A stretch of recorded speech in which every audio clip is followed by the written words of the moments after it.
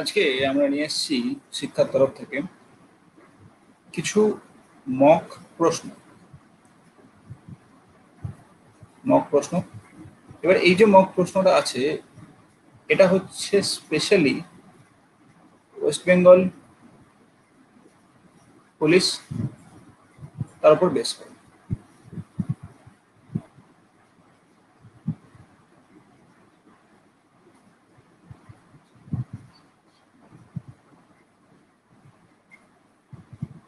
আজকের এই ক্লাসটা আমরা নিয়ে এসেছি ওয়েস্ট বেঙ্গল পুলিশ সেই রিলেটেড, এবং এই ক্লাসের নিচে একটা লিঙ্ক দেওয়া থাকবে, সেই লিঙ্কে গিয়ে তোমরা লাইভ ক্লাসে জয়েন করতে পারো।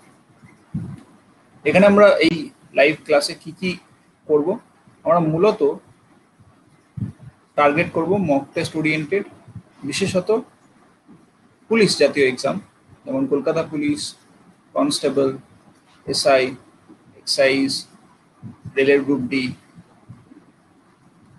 এই এক্সামগুলোকে টার্গেট করব। তো দেখা যাক, আমরা শুরু করছি আমাদের ক্লাস। প্রথম প্রশ্ন আমাদের, কৌলিন্য প্রথা কে চালু করেন? তো তোমরা জানো যে পাল বংশের রাজা হচ্ছে ধর্মপাল এবং দেবপাল। অশোক হচ্ছে মৌরিয়ান কিংডম, সেখান থেকে আসছে। কৌলিন্য প্রথা মানে হচ্ছে ব্রাহ্মণরা ব্রাহ্মণকে বিয়ে করবে, এই যে প্রথাটা, এইটা কিন্তু চালু করেছিল বল্লাল সেন, সেন বংশের একজন রাজা বল্লাল সেন। আসছে আমরা দ্বিতীয় প্রশ্নে। আমরা মোটামুটি 15 থেকে 20টা প্রশ্ন নেব। বছরের কোন দিনটিকে জলবিষুব নামে পরিচিত? এবার দেখো, অনেকের এই টার্মগুলো বুঝতে অসুবিধা হয়, কোনটা জলবিষুব, কোনটা মহাবিষুব, এবং তারপরে কোনটা মকর ক্রান্তি, এই সমস্ত টার্ম বুঝতে অনেক সময় অসুবিধা হয়। আজকে সেই জায়গাটা আমরা ক্লিয়ার করে দেবো। প্রথমে আসছি আমরা জলবিষুব, এটার ইংরেজি টার্ম। এটার ইংরেজি টার্ম হচ্ছে অটম ইকুইনক্স। Autumn equinox. এবার কেন আমরা ইংরেজি নামটা বলছি, তার একমাত্র কারণ ইকুইনক্স, এই কথাটার মধ্যেই একটা জিনিস তোমরা বুঝতে পারছো, সেটা হচ্ছে ইকুয়াল। তাহলে যখনই দিন এবং রাত্রি সমান হবে তখনই তাকে আমরা বলবো ইকুইনক্স, দিন রাত্রি সমান। তাহলে মহাবিষুবর ইংরেজিটা কি? মহাবিষুবর ইংরেজি হচ্ছে স্প্রিং ইকুইনক্স, স্প্রিং বা ভার্নাল,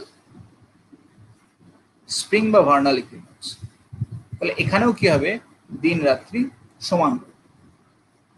তাহলে আমরা ফার্স্টের টার্মটা দেখে বুঝতে পারছি যে এই যে দিন রাত্রি সমান হচ্ছে, একবার শরৎকালে হচ্ছে, অটম মানে শরৎ, আরেকবার বসন্তকালে হচ্ছে, বসন্ত। তাহলে বসন্তকালটা যে টাইমে, তা এর মধ্যে একটাই সেই অপশন দেখতে পাচ্ছি, মার্চ মাস, ঠিক আছে। আবার শরৎকালটা যে টাইমে, এই টাইমে একটাই অপশন দেখছি, সেটা হচ্ছে সেপ্টেম্বর মাস। তাহলে এখান থেকে আমরা অ্যান্সারে তো পৌঁছে যাচ্ছি, অ্যান্সারে কিন্তু আমরা পৌঁছে যাচ্ছি। কিন্তু তবুও যদি আমাকে বাংলা টার্মটা হিসেবে মনে রাখতে হয়, তাহলে দেখো জল আছে, তাহলে জল কখন হয়? বর্ষাকালে। তাহলে জল ও বিষুব কখন আসবে? বর্ষার শেষে আসবে। আর তারপরে টার্ম হচ্ছে মহা। তো মহাটাকে আমরা কিভাবে মনে রাখতে পারি? মহান সময় কখন আসে? বসন্ত। বসন্ত থেকে ভালো ঋতু আর কিছুই হয় না, তো সেই টাইমটা কখন আসে? মার্চ মাসে। তো সেইভাবেও মনে রাখতে হবে যে বর্ষার শেষে জল আসে মানে ওই সেপ্টেম্বর, আর বসন্তর টাইম মহা মানে হচ্ছে মহান। আমার এতগুলো ঋতুর মধ্যে মহান ঋতু বলা হয় বসন্ত ঋতুকে, সেইভাবে আমরা মনে রেখে অ্যান্সারটা করতে পারি। চতুর্থত আসছে মকর ক্রান্তি। এবার এইটা কিভাবে মনে রাখবো? আমরা জানি মকর সংক্রান্তি কখন হয়? মকর সংক্রান্তি এইটা সাধারণত হয় যখন আমরা পিঠে পুলি খাই, ডিসেম্বর মাসে। সাধারণত ডিসেম্বর মাসে এটা শুরু হয়, 22শে ডিসেম্বরের দিকে। তাহলে এর মধ্যে একটাই অপশন যেটা ডিসেম্বর ক্লোজ, সেটা কি? সেটা হচ্ছে এই 21শে ডিসেম্বর। অবভিয়াসলি অ্যান্সারটা কিন্তু এই 21শে ডিসেম্বর। তাহলে মনে কিভাবে রাখবো? মনে রাখবো মকর সংক্রান্তি থেকেই, বা ওই কাছাকাছি টাইমটাই মকর ক্রান্তির টাইম। এবার এই মকর ক্রান্তির এটাকে আমার ইংলিশ টার্মটা যদি জানি তাহলে আরো ভালো হবে। সেটা হচ্ছে, এটা হচ্ছে উইন্টার সলিস্টিস। উইন্টার সলিস্টিক। উইন্টার সলিস্টিক এবং আরেকটা আছে সামার সলিস্টিক। এদের মানে কি? এদের মানে হচ্ছে সূর্যর চারিদিকে পৃথিবী এরকম ইলেকট্রিক্যাল পাথওয়েতে ঘোরে। তাহলে সাধারণত এইরকম দুটো পজিশনে তারা একই রকম দূরত্ব থাকে। এইরকম দুটো পজিশনে একবার তারা সূর্য থেকে দূরে থাকে, সূর্য থেকে কাছে থাকে। তাহলে এইরকম এক সময় তাদের দিন বড়, রাত্রি ছোট। একবার উত্তর গোলার্ধে হয় সামার সলিস্টিক, মানে হচ্ছে নর্দার্ন সাইডে বা নর্দার্ন হেমিস্ফিয়ারে, তখন আমার দিন বড় হবে, সবচেয়ে বড় দিন হবে এবং সবচেয়ে ছোট রাত্রি হবে, রাত্রি সবচেয়ে ছোট। আর উইন্টার সলিস্টিক মানে হচ্ছে সাউদার্ন হেমিস্ফিয়ারে দিন বড়, রাত্রি ছোট হবে, দিন বড় এবং রাত্রি ছোট হবে, ডে সবচেয়ে বড় এবং রাত্রি সবচেয়ে ছোট হবে, সেইটাই হচ্ছে সলিস্টিক। তাহলে আমাদের সবচেয়ে বেশি রাত্রি বড় হয় শীতকালে, যে টাইমটা নর্দার্ন হেমিস্ফিয়ারে, সেটাই হচ্ছে উইন্টার সলিস্টিক। আর সামার সলিস্টিকটা হয় কবে? এখানে অপশনে দেওয়া ছিল 21শে জুন, 21st জুন। এখন জুন মাস চলছে, আর কিছুদিন পরেই আমরা দেখব 21শে জুনে দিন সবচেয়ে বড়।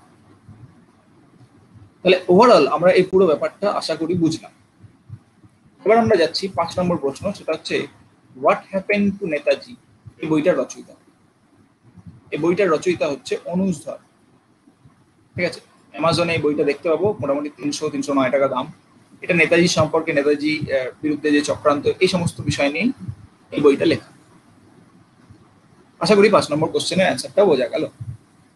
6 নম্বর প্রশ্ন, বিশ্বের উচ্চতম পোস্ট অফিস কোথায় অবস্থিত? তাহলে অনেক রকম অ্যান্সার দিতে পারে কেউ। গেস ওয়ার্কে মনে হতে পারে দার্জিলিং, কারো মনে হতে পারে লাদাখ, লাদাখটা একটু উঁচু, সেটা কিন্তু হবে না। অ্যান্সার হচ্ছে হিমাচল প্রদেশ। এবার সেই পোস্ট অফিসটার নাম কি? পোস্ট অফিসের নাম Sikkim post office. Sikkim, Sikkim post office. এটা স্পিটি ভ্যালি এর কাছে। অন্যরকম ভাবে প্রশ্ন আসতে পারে যে এই স্পিটি ভ্যালি এটা কোথায়? এটাও কিন্তু হিমাচল প্রদেশ। ঠিক আছে, তাহলে এরকম ভাবে আমরা অ্যান্সার কিন্তু করতে পারি। 7 নম্বর প্রশ্ন, সার্ভে অফ ইন্ডিয়ার হেড অফিস কোথায়? সার্ভে অফ ইন্ডিয়া প্রথমে জানতে হবে এর কাজটা কি। এটা ম্যাপ বানায়, এরা ম্যাপ বানায়। আর এর হেড অফিসটা কোথায়? এর হেড অফিসটা হচ্ছে দেরাদুন। ঠিক আছে, এর হেড অফিস দেরাদুন। 8 নম্বর প্রশ্ন, নাবার্ডের হেড অফিস কোথায়? সাধারণত যদি আমাকে গেস ওয়ার্ক করতে হয়, যত বাণিজ্য, আমরা বাণিজ্য নগরী কাকে বলি? বাণিজ্য নগরী বলি মুম্বাইকে। তো যত বাণিজ্যের জায়গা আছে তার হেডকোয়ার্টার সাধারণত মুম্বাইতে হয়। LIC, reserve bank of India, state bank of India, যত মোটামুটি যারা আছে তাদের হেড অফিস মুম্বাইতে হয়। তাহলে এই আমার নাবার্ডও তার থেকে আলাদা কিছু নয়, নাবার্ডের হেড অফিস হচ্ছে মুম্বাইয়ে। এবার নাবার্ড এই ব্যাংকটা কি কাজ করে? এই ব্যাংকটা অ্যাকচুয়ালি এগ্রিকালচার যে লোন দেওয়া হয় সেই আরআরবিদের রেগুলেট করে, এগ্রিকালচার লোনে হেল্প করে। ঠিক আছে, বোঝা গেল? আবার ধরো আমাকে প্রশ্ন করলো যে নাবার্ড কবে এস্টাবলিশড হয়েছে। এটা একটা ইম্পর্টেন্ট প্রশ্ন নাবার্ড থেকে। নাবার্ড এস্টাবলিশড হয়েছে 12ই জুলাই 1982। খুবই খুবই ইম্পর্টেন্ট একটা প্রশ্ন, যেটা থেকে বারবার প্রশ্ন আসে যে নাবার্ড কবে এস্টাবলিশড হয়েছে। এস্টাবলিশড হয়েছে কবে? 1982 খ্রিস্টাব্দে 12ই জুলাই। নাবার্ডের বর্তমান চেয়ারম্যান কে? নাবার্ডের বর্তমান চেয়ারম্যান হর্ষ কুমার ভানওয়ালা। হর্ষ কুমার ভানওয়ালা, ভানওয়ালা। ঠিক আছে, আরেকটা কোশ্চেন আসতে পারে, নাবার্ডের অ্যাকচুয়াল ফুল ফর্ম কি? নাবার্ডের ফুল ফর্ম, নাবার্ডের ফুল ফর্ম হচ্ছে national bank for agriculture and rural development. National bank for agriculture and rural development.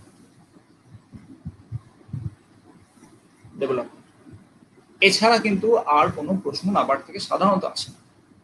আমরা নাবার্ড সম্পর্কে যাবতীয় যতটা তথ্য আমার অর্জন করা দরকার পরীক্ষার রেসপেক্টে সবটাই কিন্তু আমরা করে ফেললাম। নবম প্রশ্ন, দ্বিতীয় বিশ্বযুদ্ধ কবে শেষ হয়েছিল? আমরা যদি চারটে অপশন দেখার চেষ্টা করি, চারটে অপশন কি? 1943, 1939, 1945। তাহলে এক্ষেত্রে অ্যান্সার কিন্তু 1945। শুরু কবে হয়েছিল? 1939। দ্বিতীয় বিশ্বযুদ্ধ শুরু এবং শেষ হয়েছে। পরবর্তী প্রশ্ন, কত খ্রিস্টাব্দে টাইটানিক জাহাজ ডুবে যায়? সোজা সাপটা অ্যান্সারের 1912। 1912 খ্রিস্টাব্দে টাইটানিক জাহাজ ডুবে যায়। পরবর্তী প্রশ্ন, অক্টোপাসের কটা হৃৎপিণ্ড আছে? অক্টোপাসের অ্যাকচুয়ালি 3টে হৃৎপিণ্ড আছে। পরবর্তী প্রশ্ন, কোন ভাষায় বিশ্বের সবচেয়ে বেশি মানুষ কথা বলে? সাধারণভাবে তোমাদের মনে হতে পারে এটা হয়তো ইংলিশ, কিন্তু এটার অ্যান্সার ইংলিশ না, এটার অ্যান্সার চীন। চীনের 1.2 বিলিয়ন প্রায় মানুষ চীনা ভাষায় কথা বলে, প্রায় 1.2 বিলিয়ন। নেক্সট, স্পেনের রাজধানী শহরটার নাম কি? আমরা হয়তো অনেকেই যারা ফুটবল প্রেমী তারা জানি রিয়াল মাদ্রিদকে, এবং সেখান থেকে আমরা গেস করতে পারতাম যে স্পেনের রাজধানী শহরটার নাম হচ্ছে মাদ্রিদ। পরের প্রশ্ন, ভারতের সবুজ বিপ্লব নিচের কোন ক্ষেত্রে সবচেয়ে বেশি সফল? তাহলে সবচেয়ে বেশি সফল অ্যান্সারটা কি হবে? গম বা হুইট, ইংরেজিতে এটা হবে হুইট। এবার এই সবুজ বিপ্লব বা গ্রিন রেভলিউশন, এই ইংরেজি হচ্ছে গ্রিন রেভলিউশন। এবার এই যে গ্রিন রেভলিউশন, এখান থেকে অনেকগুলো প্রশ্ন আসে। প্রথম হচ্ছে, ফাদার অফ গ্রিন রেভলিউশন কে? তার নাম হচ্ছে M S. Swaminathan. M S. Swaminathan. Green রেভলিউশনটা কোন টাইমে হয়েছিল? এটা 1960s এর দিকে, 1960s এর দিকে। এই টাইমে প্ল্যান হলিডে চলছিল 66 থেকে 69, ঠিক আছে? তো এরকম জাতীয় প্রশ্ন এখানে হতে পারে। সবচেয়ে বেশি উল্লেখযোগ্য কিন্তু গমই সবচেয়ে বেশি ভূমিকা গ্রহণ করেছিল। এবং এখানে কি ইউজ করা হয়েছিল? এখানে রিকম্বিনেন্ট টেকনোলজি ইউজ করা হয়েছিল, ঠিক আছে, ব্যাসিলাস থুরিজিয়েন্সিস, এবং সেখান থেকে বাকি জিনিসপত্র হয়েছে। 15 নম্বর প্রশ্ন, কোন ভারতীয় মহিলা প্রথম এভারেস্ট জয় করেন? এবার এখানে একটা উল্লেখযোগ্য নাম হচ্ছে জুনকো তাবে। ইনিও কিন্তু একজন মহিলা আরোহী। ইনি হচ্ছেন ফার্স্ট, মানে প্রথম মহিলা হিসেবে ইনি প্রথম মহিলা এভারেস্ট জয় করেন। কিন্তু ইনি ভারতীয় না, ইনি জাপানিজ। ভারতীয় হিসেবে বাচেন্দ্রী পাল প্রথম ভারতীয় মহিলা যিনি এভারেস্ট জয় করেন। আমাদের 16 নম্বর প্রশ্ন, কাজিরাঙ্গা জাতীয় পার্ক কোথায় অবস্থিত? অনেকেই হয়তো জানো অ্যান্সারটা, অ্যান্সার আসাম। এবং এই যে কাজিরাঙ্গা জাতীয় পার্ক, এখানটা কিসের জন্য বিখ্যাত? ওয়ান হর্ন রাইনো বা একশৃঙ্গ গন্ডার, ঠিক আছে। নেক্সট প্রশ্ন, ভারতবর্ষের প্রথম উপগ্রহ কোনটি? ভারতবর্ষের প্রথম উপগ্রহ হচ্ছে আর্যভট্ট। এই আর্যভট্ট কবে লঞ্চ করা হয়েছিল? এপ্রিল 1975। আলাদা করে প্রশ্ন আসে যে কবে লঞ্চ করা হয়েছিল। এবার এই লঞ্চটা কি ভারত থেকে হয়েছিল? না, এটা সোভিয়েত কসমস বা সোভিয়েত ইউনিয়নের হেল্পে সোভিয়েত কসমসের সঙ্গে এটা লঞ্চ হয়েছিল। সোভিয়েত কসমস কে লঞ্চ করেছে।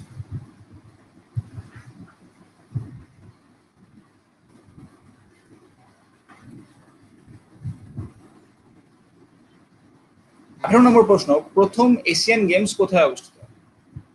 প্রথম এশিয়ান গেমস অ্যাকচুয়ালি আমাদের দিল্লিতেই প্রথম অনুষ্ঠিত হয়, এবং তার সালটা হচ্ছে 1951 খ্রিস্টাব্দ। নেক্সট প্রশ্ন হচ্ছে, সন্ধ্যা পত্রিকার সম্পাদক কে? এটা খুব ইম্পর্টেন্ট একটা প্রশ্ন, বারে বারে পশ্চিমবঙ্গের বিভিন্ন এক্সামে আসে। অ্যান্সার হচ্ছে ব্রহ্মবান্ধব উপাধ্যায়। 20 নম্বর প্রশ্ন, স্বচ্ছ ভারত অনুযায়ী সবচেয়ে স্বচ্ছ শহর কোনটি? পশ্চিমবঙ্গের সবচেয়ে শহর কোনটি? সেটা হচ্ছে হালি শহর। কলকাতা মোটামুটি 56তম র্যাঙ্কে আছে, দার্জিলিং 86, ব্যারাকপুর অনেকটাই কিছু, ঠিক আছে। তো আমরা এই পর্যন্ত আজকে করলাম। যদি তোমাদের এই সিরিজটা ভাল লাগে এবং যদি মনে হয় যে এই টেস্ট ওরিয়েন্টেড ক্লাস দরকার এবং সেই জন্য তোমরা জয়েন করতে চাও, তাহলে নিচে দেখবে একটা লিঙ্ক দেওয়া থাকবে, সেই লিঙ্কে ক্লিক করে সেই ক্লাসে তোমরা জয়েন করতে পারো। আশা করছি আমাদের এই জিনিসটা তোমাদের ভালো লাগলো। ভালো লাগলে একটু লাইক করবে, তাহলে আমাদের মোটিভেশন বাড়বে, এরকম ক্লাস আনতে আমরা আরো প্রেরণা পাবো। ঠিক আছে, ধন্যবাদ।